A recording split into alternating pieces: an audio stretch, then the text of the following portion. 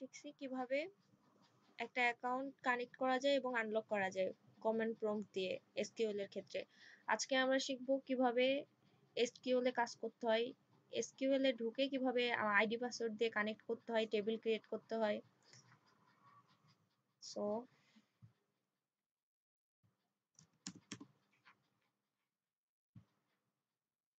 প্রথমে আমাদের run SQL command লাইনটা ওপেন করতে হবে। তারপর এখানে আমাদের কানেকশনের জন্য যেটা করতে হবে, শো ইউজার, আগে ইউজারটা দেখতে হবে যে ইউজারের নাম কি। এখানে ইউজার ইজ, যেহেতু আমরা কোনো ইউজার দেইনি আলাদাভাবে, সো যেটাই ইউজার দিব সেটাই হবে। পাসওয়ার্ড তো আমরা জানি, এর আগে যেভাবে সেট করছি এইচআর সেটাই পাসওয়ার্ড। সো কানেকশনের ক্ষেত্রে আমরা যেটা করব, কন এইচআর পাসওয়ার্ড এইচআর, এইচআর লেখার পরে সেটা দেখা যাবে না, তবে এটা রাইট ডাউন হয়ে গেছে।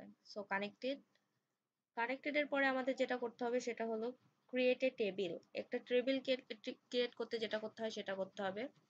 টেবিল ক্রিয়েটের ক্ষেত্রে প্রত্যেকবার আলাদা আলাদা নাম দিতে হবে, সেম নাম বারবার দিলে টেবিল ক্রিয়েট হবে না। ক্রিয়েট টেবিল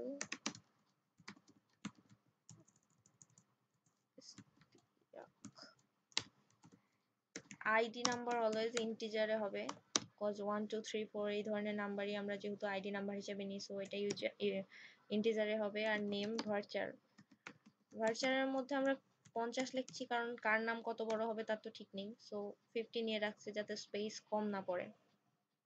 দেন এজটাও অবশ্যই ইন্টিজারে। That's all, table created.